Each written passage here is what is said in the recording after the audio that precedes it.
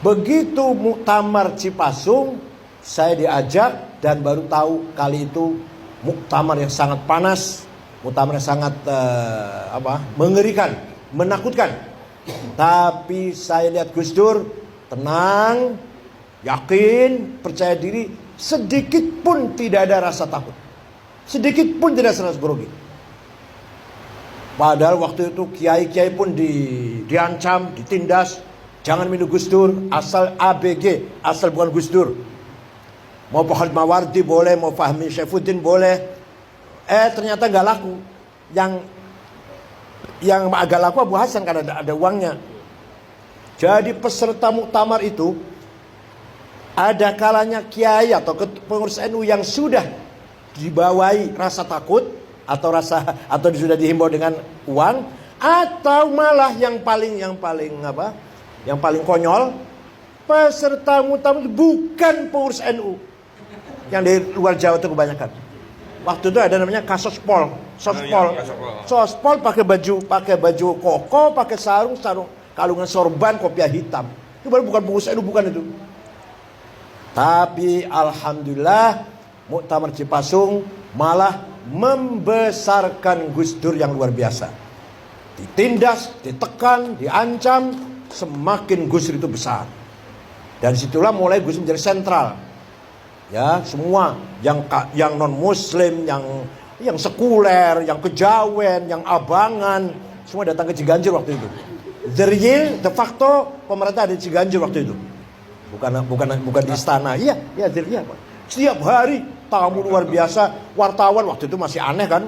Wartawan masih setiap hari kamera tuh di depan Masjid Gus Dur. Tamu itu siapa? Yang paling heran lagi ketika ada siapa? Dari Bank Dunia, bukan dari apa?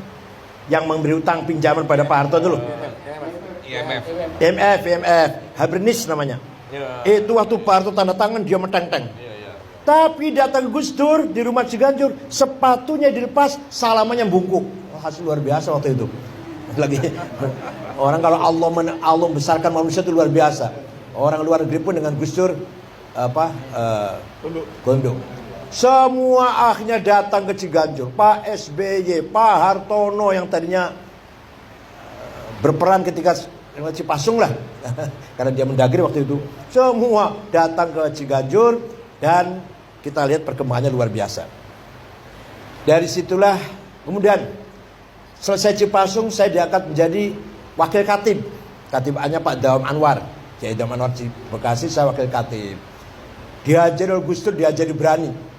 Jadi Gus Dur itu guru saya, bukan guru baca kitab. Saya nggak pernah ngaji sama Gus Dur.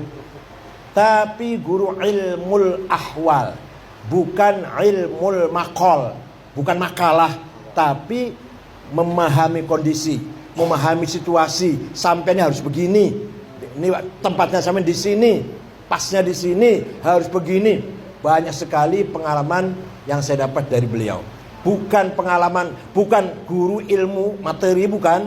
Waktu itu sudah saya doktor cum laude dari Timur Tengah sudah, tapi tinggal ilmunya sampai dulu untuk ini, gitu loh. Gus Dur itu menunjukkan begitu.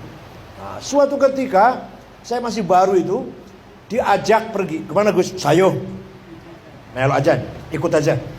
Dibawa ke Forum Demokrasi. Ada Rahman Taleng, Bondan, Ramo Magnis, Marsilam, ya ada semua itu. Saya disuruh ngomong apa coba? Kalau disuruh ngaji bisa, disuruh agama bisa. Tapi waktu itu dipaksa suruh ngomong. Ya, saya cuma ngomong situasi politik di Timur Tengah, itu aja saya bisa. Saya belum paham politik sini, belum. Menurut Gus Dur itu dalam rangka mengkader saya. Kemeringet saya ngomong itu. Gak ngerti situasi sini, suruh ngomong di depan aktivis-aktivis yang seperti itu.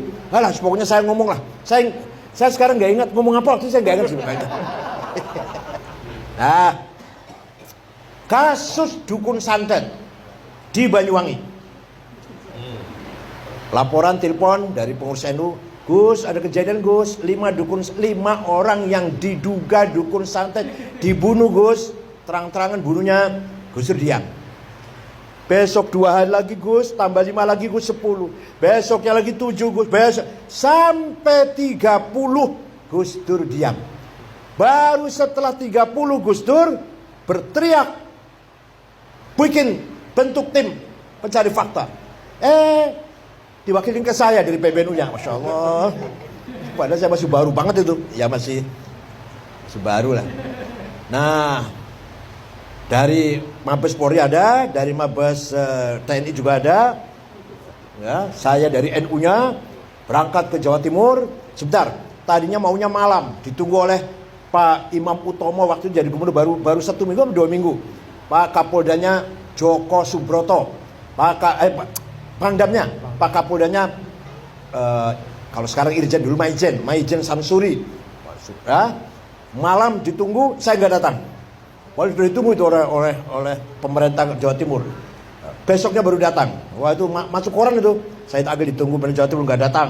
Lumayan lah, lumayan berita lumayan. Datang. Saya waktu didamping oleh Cak Anam Jawa Timur.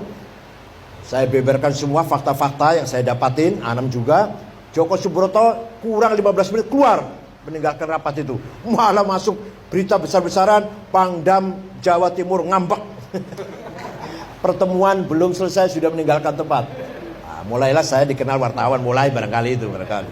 Kalau sekarang disuruh, saya nggak mau betul, nggak mau saya. Turun ke Banyuwangi. Salam Banyuwangi diterima oleh Bupati, Dandim, Polres, diskusi. Katanya yang melatih ninja itu seorang sersan marinir ada markas marinir di Situbondo itu. Saya berangkat ke sana. Waduh, mana itu yang namanya Budi? Panggil. Wah, datang tuh gemeter. Ngadepi saya gemeter badan. Saya datangi gunung apa namanya? Gunung Petok, lupa jadi sudah lupa kan. Gunungnya nggak begitu tinggi sih. Saya naik ke atas. Sana datar, di sini tempatnya marinir melatih ninja-ninja itu. Konon ceritanya gitu. Saya ditemani oleh Gus Yusuf. Karena itu berbatasan antara Situbondo Jember, Gus Muhammad. Waktu itu belum ya masih saya dari PBNU, Gus masih belum lah gitu. Ditemani dan terus sampai saya pulang bikin laporan ke Pak Wiranto dan sebagainya. Itu mulai saya diajari Gus Dur tuh berani seperti itu, nekat betul. Padahal kalau waktu naik tadi kalau jerongkongkan jatuh terus beritanya jatuh sendiri kan ya. Kecelakaan itu sudah jam 5:30 sore itu padahal. Diantar oleh beberapa tentara, beberapa polisi. Waktu naik itu ya kita rombongan sih. Kemudian kasus kerusuhan Mei 98, 18 Juli Mei, saya juga menjadi wakil ketua tim pencari fakta. Ketuanya Pak Marzuki Darusman, saya bukan ketuanya. Anggotanya Hakim Garuda Nusantara, Ibu siapa? Ibu Nur siapa Ibu? Lupa sih.